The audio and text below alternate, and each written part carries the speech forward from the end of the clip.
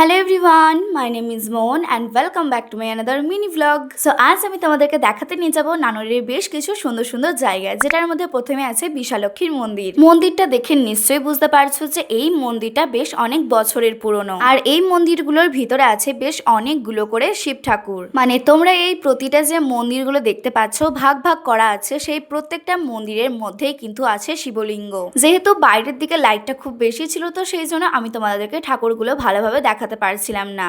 যাকে মন্দিরে ঠাকুর দেখে আসার পরে আমরা চলে এসেছিলাম মন্দিরের পিছন দিকটা দিয়ে, যেখানে ছিল অনেক সুন্দর সুন্দর ফুলের গাছ, আর সাথে ছিল অনুষ্ঠানের জন্য রান্না করার জায়গা। যখন এখানে বিশালক্ষীর পুজোটা হয় তখন কিন্তু এই জায়গাগুলো ইউজ করা হয় রান্না করার জন্য। যাকে এদিকে দেখো, আমি একটা ফুল কুড়িয়ে পেয়েছিলাম, যেটা আমি আমার কানে গুঁজছিলাম, কিন্তু দুর্ভাগ্যবশত সেটা আমার হাত থেকে ফসকে যাচ্ছিল, বারবার হচ্ছিল না। যতবার আমি ক্যামেরা অন করি ততবার আমার সাথে এটাই হয়। এখানে যে শুধু এক রকমের ফুলের গাছ ছিল এটা কিন্তু একদমই নাই। দেখে নিশ্চয়ই বুঝতে পারছো যে প্রচুর ফুলের গাছ ছিল। সাথে এই যে মঞ্চটা তোমরা এখন দেখতে পাচ্ছ, এখানে হয় অনেক রকমের অনুষ্ঠান, মানে কীর্তন টির্তন। যাকে তারপর বিশালক্ষী মন্দিরে আমরা অনেকক্ষণ সময় কাটানোর পরে চলে গিয়েছিলাম রক্ষাকালী মন্দিরে। আর সত্যি কথা বলতে গেলে নানুরের প্রত্যেকটা জায়গায় এতটা পরিমাণে সুন্দর সুন্দর যে তোমাদেরকে কি আর বলি। এই যে স্কুলটা তোমরা এখন দেখতে পাচ্ছ, এটা হচ্ছে আমার মাদের স্কুল। মানে আমার মা যখন আমাদের বয়সী ছিল তখন মারা কিন্তু এখানে পড়াশোনা করতে আসতো। সাথে এখানে যে তোমরা পুকুরটা দেখতে পেলে, সেটা ছিল রামী চণ্ডীদাসের পুকুর। পুকুরটা সম্পর্কে তোমাদেরকে আর নতুন করে কি বলবো, তোমরা হয়তো অনেকেই এই সমস্ত ঘটনাগুলো জেনেই ফেলেছো। যাকে তারপর এদিকে আমরা চলে গিয়েছিলাম পাঞ্চজন্য সেবাশ্রমে। দেখো, সব জায়গাগুলোর নাম তো আমি ঠিকঠাক জানি না, তবে মায়ের থেকে সবকিছু জেনে নিয়ে আমি তোমাদের সাথে সবটা আবার শেয়ার করছি। যখন আমি গিয়েছিলাম তখন দিকে জানতাম সবকিছু,